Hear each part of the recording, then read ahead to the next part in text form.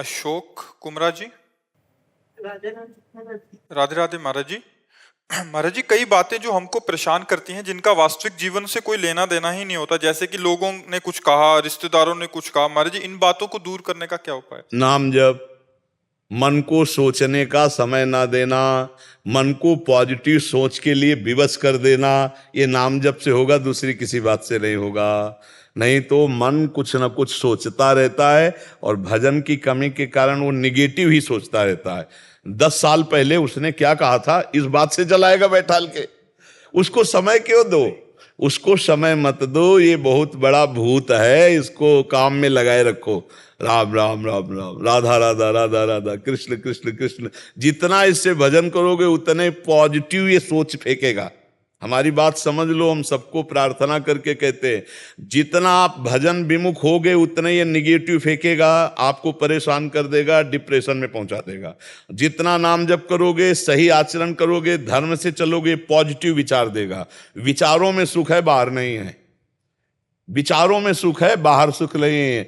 एक निगेटिव विचार का आदमी हर स्थिति में जलेगा, एक पॉजिटिव विचार का आदमी हर बिगड़ी परिस्थिति में भी अपने आप को सुखी कर सकता है। देखो, निगेटिव पॉजिटिव हमारे दिमाग का विषय होता है और सुख दुख हमारे दिमाग से उपजता है, बाहर नहीं होता है। 2 ब्राह्मण बैठे थे तो एक भगत ने निमंत्रण दिया, आओ महाराज पंडित जी। दोनों को ले गया, खीर पुआ सब पवाया, 11-11 रुपया दक्षिणा दी। एक निकला मुस्कुराते हुए और एक निकला जलते हुए। तो एक आदमी ने पूछा कि पंडित जी, आप मुस्कुरा रहे हो और आप जलन महसूस हो रही है आपके चेहरे से। तो जो मुस्कुरा रहा था उसने कहा कि यार, आज तो भोजन की भी व्यवस्था का ठिकाना नहीं था, भगवान ने भोजन भी पवाया और 11 रुपया दक्षिणा मिले। दूसरे से कहा, तुम क्यों जल रहे हो? बोले, हमने सोचा था भगत है जोरदार तो 51 रुपया तो देगा, 11 दिया तो 40 का तो घाटा हो गया ना। अब बताओ, उस जजमान का दोष क्या था? उसकी सोच है, वो निगेटिव सोच है। खीर खा के 11 रुपया पाके भी जल रहा है, और एक पॉजिटिव सोच है तो आनंदित हो रहा है। हमें लगता है अगर दिमाग सही हो जाए तो हम सुख दुख से ऊपर उठ जाएं, हम आनंद को प्राप्त हो लें। इसीलिए हमें लगता है कि नाम जप करो, खाली समय मत रहो, खूब नाम जप करो। अब तो वृद्धावस्था है, जितना अधिक जो नाम प्रिय हो, खूब नाम जप करो। महाराज जी, फिर भी दिमाग उधर चला जाता है। हाँ, फिर और करो और करो। हाँ, दिमाग को जाने के लिए जगह न दो, इतना थका दो नाम के कि वो बैठ जाए आराम से, भैया मैं थक गया, राधा राधा राधा राधा राधा राधा राधा, इतना उसे थका दो कि वो भागने के लायक न रह जाए, तो आनंद आने लगेगा। जहां ये रुका वहीं आनंद आता है।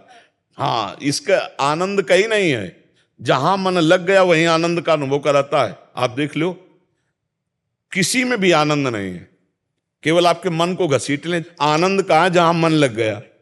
अगर मन प्रभु में लग जाए तो आनंद हो सकता है। संसार में तो लगेगा ही नहीं, भागता घूम रहा है। इसलिए खूब नाम जप किया जाए। कुंडली जन्म पत्री बनानी जरूरी होती है, बनानी। अब ब्याह या करना हो तो जरूरी तो है ही। बाबा जी बनवाना हो तो कोई बात नहीं। तो जन्म कुंडली, अब लड़का बच्चा नाती बनाती है, इनके घर में ब्याह होना है तो जन्म कुंडली आदि की तो जरूरत। आजकल ऐसा समय आ रहा है कि कौन कुंडली देखता है, बोले कितने गुण मिले, ये सब कहाँ चल रहा है। अब तो लव मैरिज और लिव इन रिलेशन है, इनमें कहा। तो वैसे बनवा लेना चाहिए, जिससे शास्त्रीय पद्धति के लिए, विचार आदि के लिए जरूरी हो। महाराज जी, जिनकी ज्यादा कुंडली मिलती है उनकी लड़ाई हो रही है। देखो, लड़ाइयां तब बंद होगी जब सद्विचार होंगे, कुंडली से थोड़ी हो जाएगी। आपका सद्विचार हो तभी मंगल विचारों के अगर पत्नी कटु बोल रही और हम थोड़ा नम्र हो गए तो हम दोनों जीवन साथी का बढ़िया मंगल में जीवन। अरे थोड़ा कभी वो गुस्सा हो रही, हम थोड़ा डाउन हो गए, फिर कभी वो डाउन है तो अपनी बात रख दी। प्यार से चलना चाहिए लड़ाई झगड़ा का। अगर पति पत्नी में प्यार नहीं रहा, अब आगे तो नहीं रहेगा। इसलिए हम साफ नहीं दे रहे, भविष्य इसलिए बता रहे कि जब 4 बॉयफ्रेंड ब्रेकअप हो चुके हैं तो पति से कैसा व्यवहार होगा। जब 4 गर्लफ्रेंड ब्रेकअप हो चुकी है तो पत्नी से कैसा, मतलब आप दोनों तरफ ध्यान दीजिए। हम कई बार कहा है कि जिसको होटलों के भोजन का चाट लग जाता है उसको घर की रसोई अच्छी नहीं लगती। इसी से सब समझ लो, इसी से समझ लो कि फिर वो, हाँ, ये तो बहुत धन्यवाद है जो पति पत्नी प्रेम से पवित्र जीवन व्यतीत कर रहे हो। नहीं, बड़ा मुश्किल हो गया है। मन है, अब मन मनोरंजन में फंसा है तो कौन पति माने। पति अपनी तरफ जा रहा है, पत्नी अपनी तरफ जा रही, बोलो उस घर की हालत क्या होगी। लेकिन अभी हैं ऐसे गृहस्थ जो सद्भाव से चल रहे, तो हमें उनसे प्रार्थना जो सद्भाव से चल रहे कि यदि पत्नी असंतुष्ट हो किन्हीं कारणों से तो संतुष्ट करना चाहिए, समस्या को समझना चाहिए। लड़ना मारना पीटना ये राक्षसी व्यवहार ठीक नहीं। हम कह रहे हैं बिल्कुल न पटरी खाए तो सरकारी हिसाब किताब है भाई, आप संबंध विच्छेद कर लीजिए, लेकिन मारना पीटना लड़ाई झगड़ा, आप अपना जीवन जिए, हम अपना जीवन जी रहे हैं, लेकिन ये जो हिंसा आदि में उतर जाना ये ठीक नहीं। मारने का अधिकार नहीं, पीटने का अधिकार नहीं है, दंड देने का अधिकार नहीं है। आप कानूनी कार्रवाई कर लीजिए। आप अगर कुछ भी करते हैं तो कानून के खिलाफ होने के कारण फिर आपको जेल जाना पड़ेगा, नहीं जाना पड़ेगा। हाँ, इसलिए बहुत सावधानी से चले, क्योंकि आजकल मतलब कानून बहुत जोर के बने, होश में रहना। हाँ, आज का समय ऐसा नहीं है। हाँ, ऐसा बहुत बहुत सावधानी से मना के चलो। मना के चलो और परिवार सज जाएगा। देखो, देवी शक्ति है। अगर हम तो इतना कहते हैं, अगर चरित्र पवित्र है तो हर बात सह लेनी चाहिए।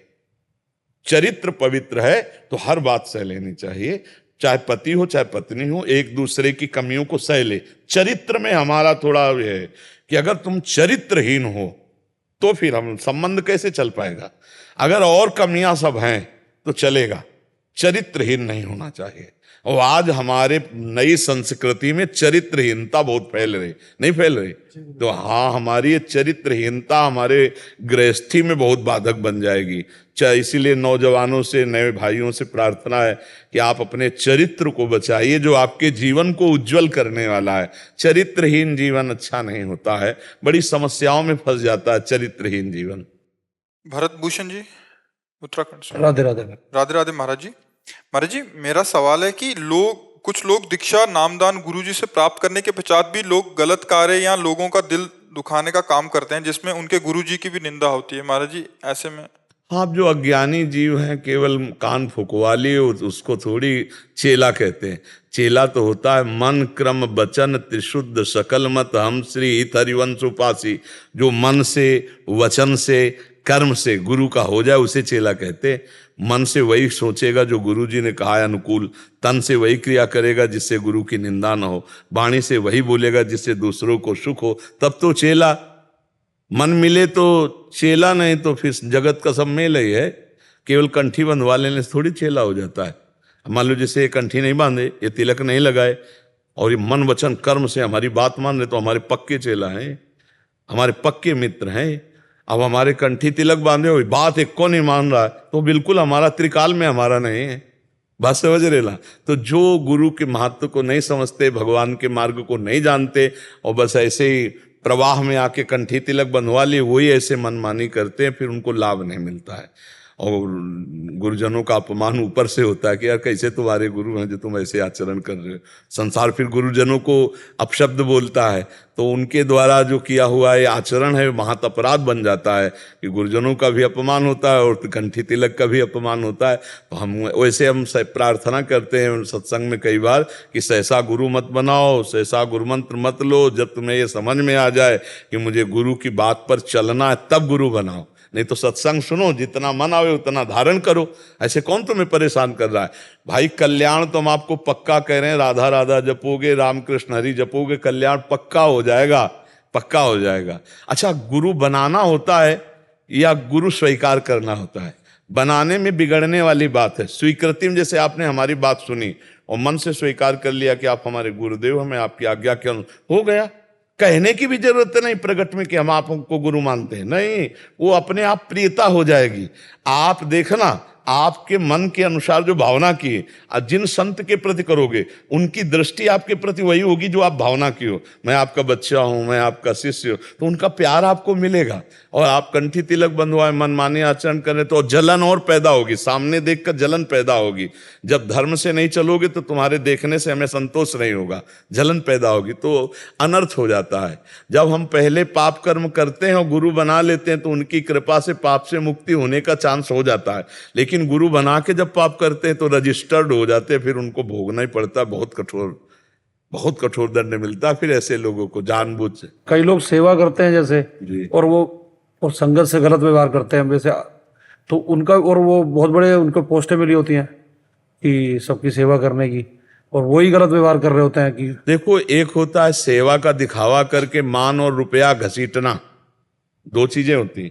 हम इसीलिए दो शब्द कहे, एक तो मान प्राप्ति करना और एक रुपया घसीटना।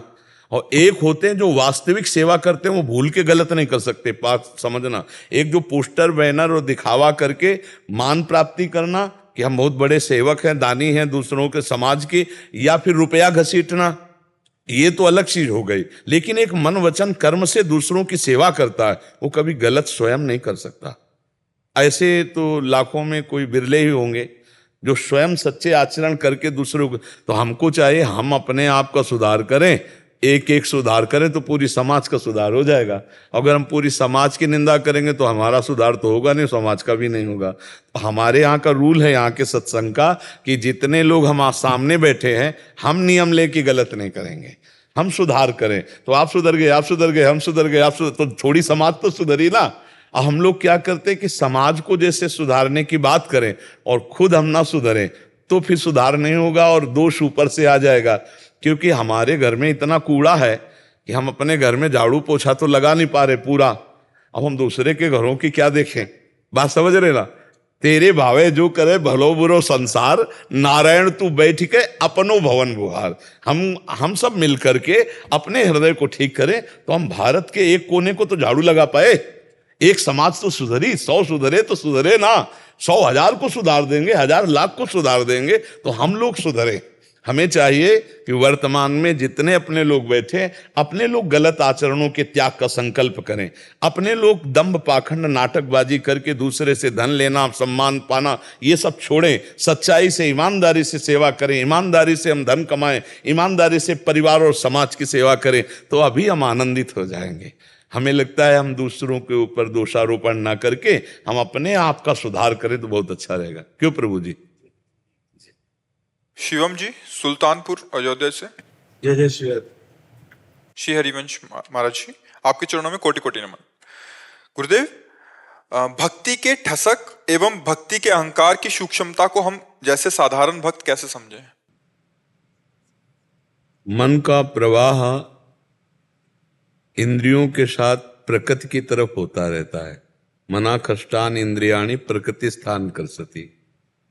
जब उनका स्वाभाविक परमात्मा की तरफ होने लगे तब समझ ले कि हमारी भक्ति रंग ला रही और ठसक आने लगी। जैसे माँ को माँ कहने के लिए हमें कोई विचार प्रमाण की जरूरत नहीं होती, ऐसे हम प्रभु के हैं। जब ये दृढ़ विश्वास हो जाता है, भक्ति विश्वास से पुष्ट होती है। बिन विश्वास भगति नहीं, ते बिन द्रवहि न राम, राम कृपा बिनु सपन्यू, जीव न लह विश्राम। बिना विश्वास के भगति नहीं और बिना भक्ति के भगवान का अनुभव नहीं होता। तो जब हमारा ऐसा भगवान से दृढ़ विश्वास हो जाए कि जैसे माँ को हमें किसी प्रमाण की जरूरत नहीं माँ कहने के लिए, ऐसे हमें किसी प्रमाण की जरूरत नहीं कि मैं भगवान का हूँ, भगवान मेरे हैं। जब ये दृढ़ विश्वास हो जाए और मना खष्टान इंद्रियाणी जो प्रकृति स्थान कर सती, वो परमात्मा की तरफ हो जाए, हमारा मन और हमारी इंद्रियां जब भगवान की तरफ होने लगे, तब समझ लेना चाहिए हमें भगवत भक्ति का प्रादुर्भाव हो गया है। अब हमारा काम हो गया। जब हमारा मन और हमारी इंद्रियां स्वाभाविक प्रभु की तरफ जाने लगे, जैसे विषयी पुरुष का मन स्वाभाविक विषय चिंतन करता है अनायास बिना प्रयास के, ऐसे ही भक्त का भगवान का चिंतन अनायास बिना प्रयास के होता है। तब मानना चाहिए कि हमारी भक्ति रंग लाई है, अब शुद्ध भक्ति आई है। और ये ठसक आ जाएगी, अपने आप आ जाएगी। जैसे पेट भरने लगता है ना, तो किसी दूसरे से प्रमाण की जरूरत नहीं होती, अपने को लगता है पेट भरने लगा। ऐसे ही जब आत्मानंद की अनुभूति, भगवदानंद की अनुभूति होती है तो ठसक आ जाती है। जैसे अलग अलग महापुरुषों ने अपनी ठसक दिखाई कि प्राणों को भी त्याग दिया, पर अपनी धर्म, अपनी निष्ठा, अपने भाव को कहीं भी कलंकित नहीं होने दिया। भारी से भारी पीड़ा और कष्ट में भी वो अपनी निष्ठा में रहे, अपने भाव में रहे। ये बात समझ रही? तो वो दूसरा प्रमाण नहीं, वो आपका हृदय प्रमाण हो जाएगा, आपका हृदय ही प्रमाणित कर देगा।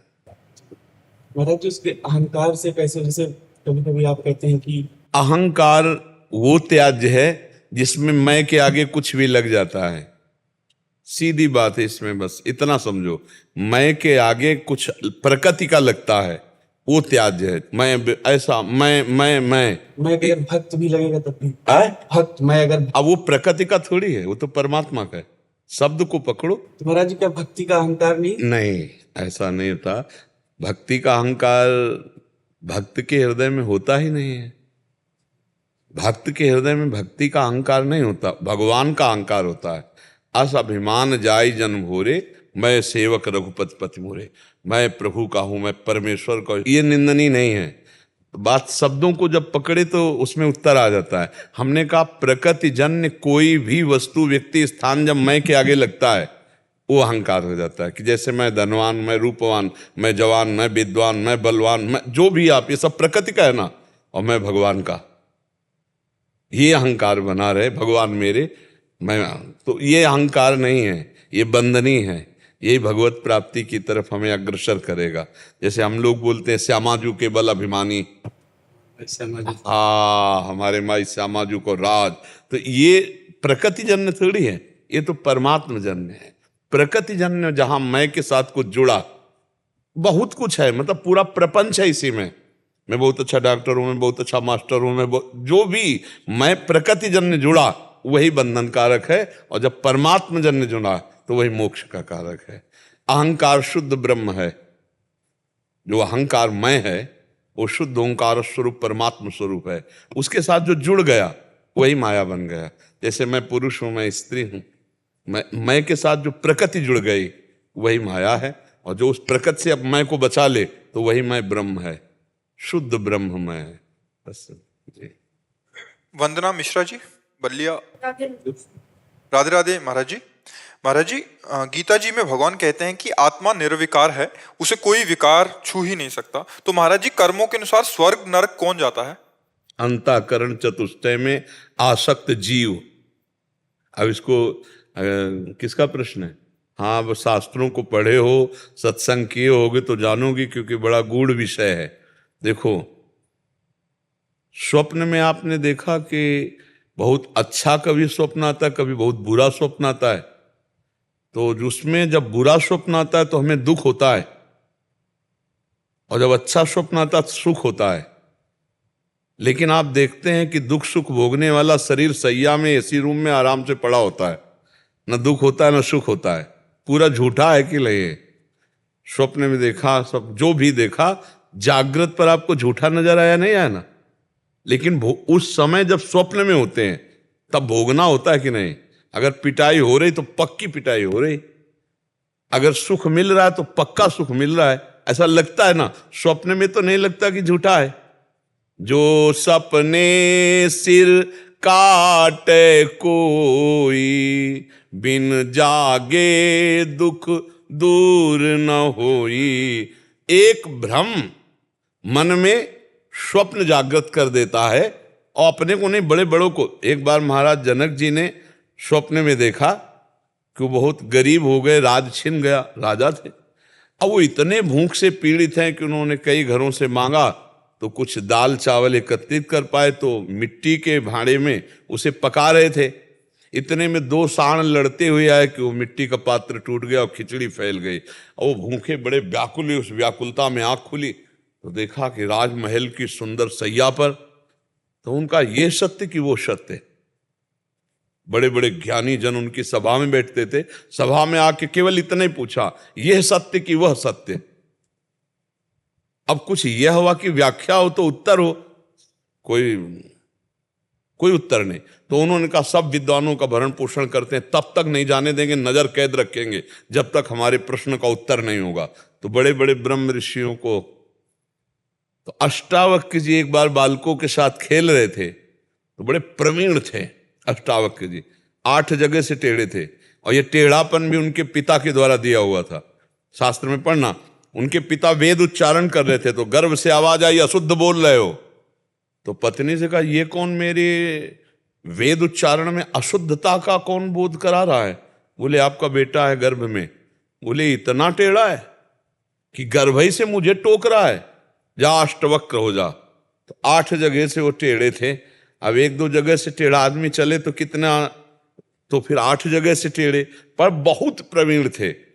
तो बच्चों से वो जीत जाते थे। तो बच्चों ने कहा इतने बड़े प्रवीण हो तो तुम्हारे पिता बंदी बने हुए हैं महाराज जनक जी के यहाँ नजर कैद, भला उनको छुड़ा के ले आओ।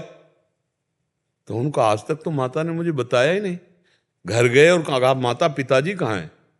तो उनको डर था अगर ये गया और इनको भी नजर कैद कर ले तो मेरे पास तो कोई रह ही नहीं जाएगा। तो जब कहा मां सत्य को साक्षी करके बोलो पिताजी कहाँ है, तो उनका महाराज जनक ने नजर, सब व्यवस्था ऋषि मुनियों की तरह स्वागत, आप जा नहीं सकते जब तक प्रश्न का उत्तर नहीं होगा। राजहट अष्टावक्र जी गए, अभी बालक ही थे।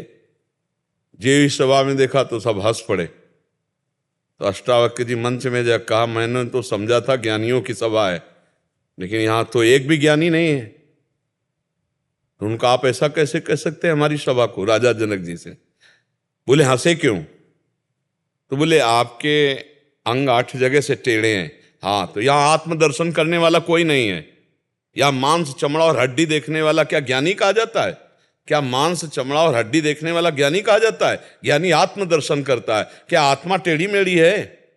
क्या आत्मा का यह स्वरूप है? सब चुप।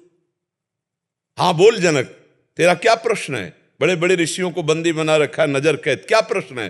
बोले यह सत्य की वह सत्य। बोले ना यह सत्य ना वह सत्य। जब तू जागृत में हुआ तो तेरा स्वप्न सत्य हो गया, और जब तू स्वप्न में था तो जागृत असत्य था। जो एक ही क्षण में असत्य हो जाता है वो सत्य कैसे हो सकता है? ना ये सत्य ना वो सत्य। कूद पड़े सिंहासन से, चरणों में गिरे। अष्टावक्र जी जनक जी के गुरु है। अष्टावक्र जी, अष्टावक्र गीता का उपदेश किया उन्होंने। तो देखो आत्मस्वरूप निर्विकार और बंधन मुक्त है, पर वही आत्मस्वरूप जानबूझ के बंध गया। क्या? मैं स्त्री मैं पुरुष, ये देह भाव। इसके अंदर अंतःकरण सूक्ष्म शरीर है, तो स्थूल शरीर तो छूट जाता है, और सूक्ष्म शरीर में आसक्त हुआ जीव कर्मानुसार नरक और स्वर्ग को भोगता है। निर्लेप है पर आसक्त हो गया, इसलिए भोगना पड़ रहा है। यही बंधन है। यद्यपि मृषा, गोस्वामी तुलसीदास जी करे, पर छूटत कठिन है। आत्मस्वरूप को न कभी बंधन हुआ है न कभी होगा, लेकिन इस शरीर से ममता हो गई। इसके ममता के कारण, अज्ञान के कारण पाप कर्म बन गए, पुण्य कर्म बन गए। अब दोनों को जबरदस्ती ना भोगता होते हुए भी भोगना पड़ेगा। कैसे भोगना पड़ेगा? जैसे स्वप्न में स्थूल शरीर सैया में पड़ा है, पर हमने बुरा स्वप्न देखा, पिटाई हो रही, तो चीख पड़ते हैं लोग। वो ऐसे ही डंडा पड़ता है, बिल्कुल झूठा, ना डंडा, ना मारने वाला, ना वहां मरने वाला, कोई नहीं होता। एक मन केवल होता, सब पूरी सृष्टि मन ने कर ली। ऐसे ही स्वर्ग नरक है। आत्मा को कभी कोई कष्ट न था, न है, न रहेगा, न बांध सकता है, न बंधा है। पर यह ज्ञान तब होगा जब शरीर आसक्ति से रहित हो जाओ, सब कर्मों को विध्वंस कर दो, तब तुम अपने स्वरूप को जान जाओगे। जब अपने स्वरूप को जानोगे तो निर्विकार चिदानंदमय आपका स्वरूप है, और जब तक ये जानोगे नहीं तब तक पिटोगे। अब देखो, बात चाहे जितना करो, ईमानदारी से देखो तो आप अपने को स्त्री मान रहे हैं, आप अपने को पुरुष मान रहे ना, तो फिर आपको भोगना पड़ेगा। जो इस शरीर से कर्म करोगे उनको भोगना पड़ेगा। और अगर आप अपने स्वरूप को जान गए तो अभी जीवन मुक्त हो जाओगे। ये गेम है, गेम, ये खेल है, आपका ही खेल है, आप अपने खेल में फंस गए हो। अगर आप जैसे कैसे बंधे? बोले बंधे हो कीर मरकट की नाई। एक मटकी में छुहारे भर दिए गए, उसका मोहरा कमजोर कम। अब दोनों हाथ बंदर ने डाल दिए, छुहारे कस के पकड़ लिए। अब वो सोचता है कि मुझे किसी ने पकड़ लिया। अब वो घंटों कोशिश करता है छुड़ाने की, लेकिन छुहारा छोड़ने की कोशिश नहीं करता। अगर वो छुहारे छोड़ दे तो मुक्त है। ऐसे ही 5 ज्ञानेंद्रियों से भोगों में हम लिप्त है। हम समझते मुझे किसी ने पकड़ रखा है, अब मैं बंध गया, अब पीटना पड़ेगा। काल कर्म स्वभाव गुण घेरा, जो कर्म करोगे वो सब भोगने। 5 ज्ञानेंद्र मना कष्टाल इंद्रियाड़ी प्रकृति स्थाली कर सती। बंदे कीर मरकट की नहीं। तोता को जब पकड़ने वाले तो रस्सी ऐसे डाल दिए, उस पर दाना चिपका दिए गोंद से, और एक पोला जो पंखा ऐसे घुमाया जाता है ना, एक हाथ का पंखा देखा है, उसमें एक पोला डालते हैं तो वो पूरा राउंड मारता है, उस पोले को डाल दिया। तो जो ही तोता ऐसे बैठा दाना चुगने के लिए, तो पोला घूम गया, क्योंकि घूमता है वजन पड़ते ही। अब वो कस के पकड़ लिया कि अगर छोड़ दिया तो मर जाऊंगा, और अगर छोड़ दे तो उड़ जाए। बस ऐसे ही तो गोस्वामी तुलसीदास जी कह रहे, जड़ चेतन ही ग्रंथि पड़ी गई, यद्यपि मृषा छूटति कठिनई। इसी को छोड़ने के लिए अध्यात्म है कि तुम जाग जाओ। जैसे कोई स्वप्न में देख रहा है कि मैं समुद्र में डूब रहा हूं, अब बोलो क्या उपाय है? आसपास सैकड़ों तैराक जमा कर दो, नाव ले आओ, तो क्या वो जो स्वप्न में डूब रहा है उसे आप बचा सकते हो क्या? उसका एक उपाय, उसे जगा दो।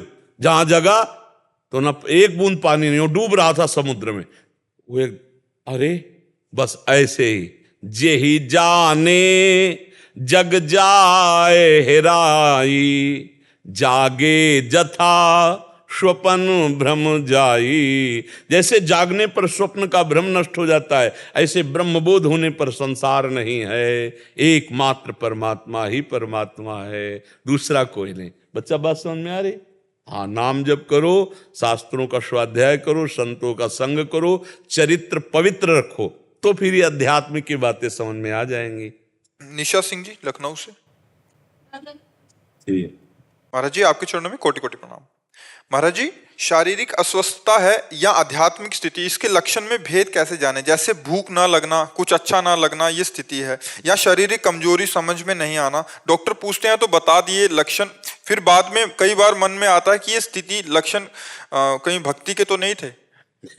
भक्ति के जब लक्षण होते हैं ना, तो आनंद की अनुभूति होती है, उसमें कोई किसी से पूछना थोड़ी पड़ता है कि भक्ति के लक्षण। प्रेम, अपने प्रियतम के प्रेमोन्माद में न धूप, न भूख, न कष्ट, न नाना प्रकार के रोगों की पीड़ा, कुछ तो अपने आप समझ में आता ना। सामने मानस पटल पर प्रभु है, प्रभु का आनंद है, तो उसी आनंद की उम्र। अब कोई पूछ रहा है कि क्या स्थिति है, तो शरीर की स्थिति को भांप भी नहीं पाता, तो अपने को पता है कि अपनी भक्ति के रंग में है। तो ऐसे थोड़ी होता है कि हमें पता नहीं कि ये सांसारिक रोग है कि ये भक्ति का रोग। क्योंकि जब श्री जी का चिंतन होगा तब वो एक मुख प्रसन्न तन तेज विराज, एक अद्भुत। और जब किसी का चिंतन होगा निगेटिव तो अलग चिंतन होता है। तो ऐसे अपने को पता है कि रोग का कष्ट है या भगवदानंद की पीड़ा है। भगवदानंद में भी पीड़ा है। जो मीरा जी कहती, जो मैं ऐसा जानती प्रीति किए दुख होए, नगर ढिंडोरा पीटती अजी प्रीति ल करियो कोई। तो जो भागवती की स्थिति होती है खुद आपको पता होगी, क्योंकि जाने मोरी छाती, मीरा जी कहती मेरा हृदय जलता है। तो उसके लिए किसी से प्रमाण की जरूरत थोड़ी है। क्यों? भागवती की स्थिति में किसी से प्रमाण की थोड़ी जरूरत। और देखो, भागवती स्थिति में बताएं, तन चाहे जितना कमजोर हो जाए, लेकिन उसका अध्यात्म बल बहुत पुष्ट होता है, उसे कोई रोग नहीं होता। जैसे मीरा जी के वैद्य बुलाए जाते हैं, 6-6 दिन मीरा जी न भोजन करती न पानी पीती, शरीर पीला हो रहा है। वो खुद अपने पदों में लिखा है कि पान जैसा पीला शरीर हो रहा है। घर के लोग समझते हैं रोग हो गया, पिंड रोग, और आके वैद्य देखते हैं तो वैद्य से कहती कि तुम्हारी सामर्थ्य नहीं कि तुम हमारी नाड़ी पकड़ सको, हमारी नाड़ी पकड़ने के लिए वैद्य संवलिया होए। जब स्वयं ठाकुर जी आवे पकड़े तो समझ पाएंगे कि प्रेम रोग है। तू बाहरी वैद्य शरीर का क्या जान पाएगा। और पीला शरीर हो जाता है कई दिन भोजन, तो अपने को पता है, मीरा जी को पता है ना कि मेरे को क्या है। ये तो किसी वैद्य से प्रमाण लेने की दूसरे से जरूरत थोड़ी है। जब हमें भगवदानंद की अनुभूति होती है और उसके बल पर खान पान विश्राम ये सब फीका लगने लगता है, तो हमें पता है ना किस आनंद के बल से।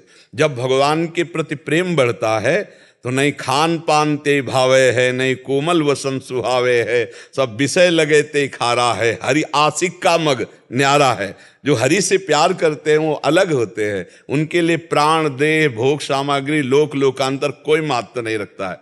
तो ये बात अपने को देखते रहना है कि शरीर अस्वस्थता है या भगवद स्थिति है, वो अपने हो, दूसरा प्रमाण थोड़ी। आज तक कोई थर्मामीटर बना है क्या? ऐसा प्रकृति में वैज्ञानिक ने कोई थर्मामीटर बनाया कि ये देखो प्राकृतिक दुख है, ये भगवदानंद है? आज तक कोई नहीं बना सका, क्योंकि भगवदानंद अनुभूति का विषय है, किसी यंत्र से प्रमाणित नहीं किया जा सकता। मन को आज तक कोई एक्सरा पकड़ पाया है? एक्सरा, अल्ट्रासाउंड, सिटी स्कैन, कोई यंत्र है देश विदेश कहीं जो मन को कि देखो ये मन? ऐसा नहीं। स्थूल शरीर के ढांचे को आप जान सकते हो, सूक्ष्म शरीर को अध्यात्म के द्वारा। जहां से विज्ञान खत्म होता है वहां से अध्यात्म प्रारंभ होता है। एक वो आए थे अपने भारत के बड़े वैज्ञानिक, इसरो से साइंटिस्ट। हाँ, तब उन्होंने कहा था कि हम भी एक संत हैं। उनका हम भी एक संत हैं जो रात दिन एकाग्र होकर सर्च करते हैं, पर हमारी पढ़ाई जहाँ से खत्म होती है वहां से आपकी शुरू होती है। उन्होंने कहा कि हम भी एक है, लेकिन हमारी पढ़ाई जहाँ से खत्म होती है वहां से आपकी शुरू होती है, क्योंकि सूक्ष्मता ही परमात्मा प्राप्ति के लिए स्थूलता का त्याग, और स्थूल की ही सारी वैज्ञानिकता है, सूक्ष्म की थोड़ी है। और सूक्ष्म से भी परे कारण, कारण से भी परे आत्मस्वरूप, इसका बोध होता है संत महापुरुषों का, जो आत्मस्वरूप, वो तो स्थूल सूक्ष्म कारण तीनों से परे है। महाराज जी, जैसे यहाँ पे जितने लोग बैठे हैं सबके लिए सुख अलग है, दुख अलग है, तो असली सुख और दुख को कैसे पहचाने कि सुख क्या है और दुख क्या है? सबकी अलग परिभाषा। हाँ, सब अपनी अपनी अनुकूलता और प्रतिकूलता को समझते हैं, लेकिन सुख वो है जिसके प्राप्त होने के बाद कुछ पाना बाकी नहीं रहता। जैसे केवट को मिला, जब भगवान के चरण पखार रहा है ना केवट, तो अति आनंद उमगी अनुरागा, शब्दों को देखिए, अति आनंद उमगी अनुरागा, चरण सरोज पखारन लागा। इसके बाद भगवान उसको सिया जी की स्वर्ण मुद्रिका देते हैं। तो क्या कह रहा है? अब कछुनाथ ना चाही मोरे, दीन दयाल अनुग्रह तोरे, बहुत काल में कीन मंजूरी, आज दीन सब विधि भल पूरी। बहुत जन्म हो गए भटकते भटकते, मंजूरी करते, मालिक आज आपके चरण आ, ये सुख है। भगवदानंद जब मिलता है तब तृप्त हो जाता है, कोई चाह नहीं रह जाती। अपनी अपनी मन की मान्यता के अनुसार सुख दुख इसी संसार में चयन किए जाते हैं, लेकिन जिनको तुम सुख समझ रहे हो, आज तक कोई सुखी हुआ हो, अभी तक कोई सुखी हो तो बता देना, तुम्हें देखने को मिलता है। इसलिए भाई, सुख दुख की परिभाषा ये जो मानी हुई है, ये दुख ही है। जिसे तुम सुख समझते हो, ये सुख नहीं, सुख की छाया है, समझ पड़ती नहीं है, मेरे गिरधर की माया है। सुख तो भगवान में है, सुख तो सच्चिदानंद भगवान में है। खाली आदमी रहे तो भी नाम जपते रहो, और क्या, कहीं भी रहो चाहे। ठाड़े बैठे परे उताना, कबीर का हम राय ठिकाना। खड़े हैं, बैठे हैं, अपवित्र हैं या पवित्र हैं, कैसे भी हैं, नाम हर समय जपते रहो, नाम न छोड़ो, चाहे शौचालय में क्यों ना बैठे हो। अगर वहीं दिल फेल हो गया तो ये तो मृत्यु थोड़ी सोचेगी कि सोच लो, नहा धो लो, फिर हम तुम्हें आ रहे। मृत्यु का तो ऐसा खेल है कि आर्डर हुआ, सामने भोजन आया और ऐसे किया और ऐसे नहीं कर पाए, गए। तो इसलिए हर समय राधा राधा राधा, उठते बैठते चलते फिरते खाते पीते हर समय राधा राधा। सुरेंद्र कुमार जी। गुरुदेव, आपके चरणों में कोटि कोटि प्रणाम। गुरुजी, पहले मैं शराब, मीट, अंडा, तंबाकू का सेवन करता था, तब से मेरी जिंदगी बहुत आराम से व्यतीत होती थी। जब से मैंने आपका सत्संग सुना, मैंने सब नशे छोड़ दिए, भजन करने लगा, तब से थोड़ा सा कष्ट होने लग गया है। आप ये तो देखो, जब कपड़ा गंदा हो जाता है और उसकी जब धुलाई होती है तो थोड़ा तो चोट सहनी पड़ेगी। अब जन्म जन्मांतरों से हमारा हृदय गंदा रहा, अब जब हम भजन में चल रहे हैं सत्य मार्ग में, तो अब धुलाई हो रही। थोड़ा चुप रहो, थोड़ा उसे शांति से सह जाओ, आगे मंगल होगा। गंदे आचरण करने से सुख की प्राप्ति नहीं होती, केवल ऐसा लगता है। शराब पीने से, मांस खाने से, पराई माता बहनों की तरफ गंदी दृष्टि करने से कहीं सुख मिल सकता है क्या? इतना बड़ा प्रतापी रावण जो भगवान शंकर की आराधना करता था, इतना बलवान था, देखो गंदे आचरण के कारण ही नष्ट हो गया। रहा न को कुल रोवन हारा। तो थोड़ा धर्म से चलने पर कष्ट तो हम मानते हैं आएंगे, क्योंकि जैसे दाग लग गया है, अब उसे छुटाना है तो रगड़ना पड़ेगा, उसको पटक पटक के कपड़ा धोना पड़ेगा, तो थोड़ी पटकन तो लगेगी, लेकिन निर्मल हो जाओगे, आनंदित हो जाओगे। हमारे बहुत जन्मों के पाप जमा हैं, इस जन्म के भी पाप हैं, लेकिन हम आपको धन्यवाद देते हैं कि आप इस जन्म की गलतियों को छोड़कर अब सच्चाई से चल रहे हो। तो ऊबना नहीं। देखो, गलत कर्म का फल मिलता है, तो क्या ये अच्छे कर्म का फल नहीं मिलेगा? आप सोचो, ये तुम्हारी नई खेती है, वो पुरानी खेती है। अब जो चल रहे हो, इसका फल नहीं है दुख, इसका फल है सुख। लेकिन जो बोया है उसका फल है दुख, वो आपको काटना पड़ेगा। ये पुरानी फसल है, इसको काट लीजिए। जो अभी फसल डाली है ये जब रंग लाएगी तो आनंदित हो जाओगे, बहुत सुखी हो जाओगे। हमारी बात मान लो, नई फसल को पुरानी से मत जोड़ो। अंदर जलता है जब मुझे कोई, तभी तो सोना जब जलाया जाता है तभी उसका दोष नष्ट होता है, तभी वो चमकता है। तो ये जलन मन को हो रही, जिस मन ने गलत किया है, तुम्हें नहीं हो रही। और इसी को जो सह गया, भगवान श्री कृष्ण चंद्रजू गीता में कहते हैं, यम ही न व्यथ्यंते ते पुरुषम पुरुषर सब सम दुखा सुखाधीरम सोमृतत्वाय कल्पते। व्यथा माने जलन, जो हृदय की जलन को सह गया और सुख दुख को समान भाव से, वही परम पद का अधिकारी हो गया। तो जलन हो रही तो भगवान की कृपा हो रही, चुपचाप सह जाओ। जितना मटकी आवे में रखकर पकाई जाती है उतना ही बढ़िया वो पानी रखने लायक होती है। कच्ची मटकी में एक बूंद पानी डाल दो, वहीं से छेद हो जाएगा। सूर्य के ताप से तपाने पर भी वो पानी रखने लायक नहीं होती। कच्ची मटकी जब आवे पे रखी जाती है तब होती है। ऐसे एक कांच है, ऐसे कंकड़ मारो टूट जाएगा, और एक कांच है गोली मारो तो नहीं टूटेगा। उसे बुलेट प्रूफ कहते हैं। कैसे गरम ठंडा गरम ठंडा गरम ठंडा करके बुलेट प्रूफ बना दिया गया। उसको ऐसे प्रोसेस में डाला गया कि कांच तो वो भी है, गोली को सह जाएगा। तो अब तुम सही मार्ग पे चल रहे हो, तो अब तुम्हारे अंदर प्रोसेस शुरू हुआ तुम्हें मजबूत करने का। को मन से गुरु मान लिया है। गुरु तो भगवान है, मनुष्य कभी गुरु नहीं हो सकता। हाँ, हम अपने को जानते हो क्या समझते हैं? पोस्टमैन का काम क्या है? मालिक की वस्तु आप तक पहुंचा दे, आपकी बात मालिक तक पहुंचे। सरकारी, आप भगवान की बात आपको बता दी और आपकी बात भगवान को बता दी कि जीव है, करुणा करो। हम पोस्टमैन का काम, और हमको मिलती भगवान की कृपा, भगवान की भक्ति, भगवान का दुलार। जैसे आप 50 लोग भगवान नाम कीर्तन कर रहे हो तो हमारे हृदय में बड़ी शीतलता। आप जो भजन करते हो ना, उससे हमको भी आनंद मिलता है। जैसे आप गलत रास्ते में चल रहे तो देख के हमारे जलन होगी, यार मेरा भारतवासी, मेरे धर्म में चलने वाला एक कैसे गलत आचरण। और जब आप जैसे सब छोड़े तो हमने कहा नहीं धन्यवाद आपको।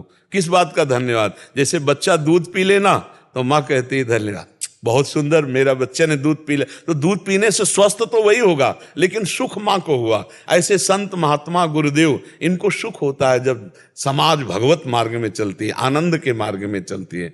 खूब धैर्य पूर्वक चलो, विचलित मत होना। आदित्य भारद्वाज जी, राधे राधे महाराज जी। महाराज जी, जीवन में तनाव होने का मूल कारण क्या है? उसे पहचानना कैसे? अज्ञान, भ्रम। उसी अज्ञान भ्रम से हमारे अंदर कामनाएं उत्पन्न होती हैं, और जब कामनाओं की पूर्ति नहीं होती तो हमारे अंदर असंतुष्टता आती है। हमारे कामा संजायते क्रोधा, हमारी बुद्धि मलिन होने लगती है। कामनाओं की पूर्ति में भी लोभ जागृत होता है और भोगने की इच्छा जागृत होती है। कामना की पूर्ति में बाधा पड़ने पर क्रोध जागृत होता है। क्रोध हमारी स्मृति को छीनता है। स्मृति में मूढ़ता आती है, बुद्धि नष्ट हो जाती है। बस वो तनाव, जिसे डिप्रेशन कहते हैं ना, तो डिप्रेशन होना शुरू हो जाता है। विषयों का जो चिंतन है यही नाश की जड़ है। और अज्ञान के कारण हमको ऐसा लगता है कि यदि हमें मनमानी विषय भोगने को मिल जाए तो सुखी हो जाए। देखो, हमें जो धन प्रिय है ना, वो धन नहीं प्रिय है, धन से विषय मिलते हैं इसलिए प्रिय है। अगर रुपया प्रिय हो तो उसकी कोई खास बात है। रुपया प्रिय नहीं है, रुपया से सामग्री मिलती है, हम जो चाहे वो भोग सकते हैं, जहां चाहे जा सकते हैं। रुपये का प्रयोग प्रिय है, इसलिए रुपये की मान्यता है। अब वो प्रयोग क्यों प्रिय है? क्योंकि मन और इंद्रियां उसे अच्छा मानती हैं कि ये भोग लूं, ये देख लूं, ये छू लूं। तो मन और इंद्रियां जिनके पास ये सब भोग हैं, उनके क्यों नहीं तृप्त हो गए? मान लो अपने पास तो है नहीं, लेकिन वो चीज किसी के पास है, वो क्यों नहीं तृप्त हो गया? तो इसका मतलब है कि हमको ड्रामे में फंसाया गया, अज्ञान में फंसाया जा रहा है। बार बार भोगो, बार बार देखो। इस संसार का सबसे बड़ा सुख कहाँ निहित किया गया है? निहित माने स्थापित किया गया है। आप दिमाग में अपने ढूंढो, दिमाग में ढूंढ के जब आओगे तो इंद्रिय भोग केवल सबसे बड़ा सुख है। आप देख लो, सब अपने दिमाग में देखो। मैं पढ़ लिख करके अच्छा नौकरी करूं या व्यापार करूं, खूब धन कमाऊं, धन कमाकर मकान बनाऊं और सुंदर ब्याह करूं, खूब खाने पीने की सामग्री हो, बढ़िया हमारे पास मित्र हो, जो हमारी अर्धांगिनी हो, मन मानी जो मैं चाहूं वैसा भोगूं। लेकिन ये सब है किसी के पास जैसा तुम सोच रहे हो, इससे भी अच्छा है किसी के पास, लेकिन वो भी तृप्त नहीं है। विडंबना है कि जिस शरीर को देखकर तुम चाहते हो ऐसा हो तो मैं सुखी हो जाऊं, उसी को कोई भोग रहा है और वो उधर से निरपेक्ष वो किसी तीसरे की तरफ देख रहा है, और वो तीसरा जिसके ऊपर वो चौथे की तरफ देख रहा है। ये है क्या? बड़ा सूक्ष्म विषय है। अगर इसको देखा जाए तो ये है क्या? बोले अज्ञान। ये सब का मूल जड़ अज्ञान है, जिसमें हम फंस रहे हैं, जिसमें हमारे को अब निकलना होगा। वो निकलने के लिए अध्यात्म है, अध्यात्म ही निकाल सकता है, अन्यथा बहुत बुरी तरह से अपने लोग दलदल में फंस गए। दलदल में नहीं, मन डरता है। अगर छोड़ने की बात सोच लो तो मन भयभीत हो जाता है, ऐसा लगता है फिर संसार में रह क्या गया। अब देखो, हम लोग जो बात जानते हैं वो तुम्हारे मन से मन मिला के जानते हैं। जैसे थोड़ी देर के लिए हमने आपसे मन मिला दिया, अब आपके मन में जो चल रहा है वो हमारे, तो तुम्हें लगेगा ये तो मेरे मन की बात बता रहे, वो सारी सृष्टि के मन की बात है। अगर आपसे कहा जाए कि ये झूठा है, आप इसे छोड़ दो, तो छोड़ने की बात सोचने मात्र से लगता फिर तो हम मर गए, जीवन है किस काम का। इसी में पूरा जीवन निकल जाता है और उसे विश्राम नहीं मिल पाता है। हम कह रहे हैं भोगो, लेकिन धर्म पूर्वक भोगो। धर्म, उसे एक सीमा में बांध दिया गया है। धर्म एक सीमा में बांध देता है, तुम्हें ये खाना है, तुम्हें ये पीना है, तुम्हारी पत्नी है, तुम्हारा ऐसा, तुम्हारा, बस इस सीमा में रहो, नाम जप करो और धर्म को भोगो तो निकल जाओगे, फंसोगे नहीं। लेकिन आप गौर से देखिए, ईमानदारी से, वृंदावन की भूमि में बैठे हो, क्या मन सीमा में राजी है? ईमानदारी से देख लीजिए, मन को नवम नवम चाहिए भाई, नवम नवम। और ये इसीलिए पाप कर बैठता है, चाहे जितना पैसा लगे, नवम नवम। आप हमारी बात को अंदर से समझ लीजिए। अब इसी अज्ञान की धरा से हमारी दुर्गति होती चली गई, और नवम नवम असली में है तो भगवान है, जिनकी नयो नेह नव रंग नयो रस, नवल श्याम वृषभानु किशोरी, नव पीतांबर नवल चूनरी, नई नई बूंदन भींजत गोरी, नव वृंदावन हरित मनोहर, नव चातक वो, सब नवीन, सब नवीन। और उस नवीन में तो तृप्त हो गया जीव। मन विश्राम बिना भगवान के नहीं मिलेगा। इसलिए हम सबसे प्रार्थना करते हैं कि थोड़ी हमारी बात मान करके पहले गंदे दृश्य देखना बंद करो, गंदी बातें बोलना बंद करो, गंदी क्रियाएं करना बंद करो, तब तुम्हारे गंदे विचार छूट जाएंगे। और गंदे विचार छूटे, पॉजिटिव हुए कि हर परिस्थिति में आप आनंदित रहोगे। परिस्थिति हमें दुख नहीं दे सकती यदि हमारे विचार सही हैं। जिसे सुख चाहिए उसे कष्ट होता है, और जो सुख में स्थित है उसको कष्ट क्या पहुंचाए। थोड़ी सी दवा इतनी सुन्न वाली कष्ट को नहीं होने देती, और चित्त भगवान में जोड़ दो, कष्ट होगा।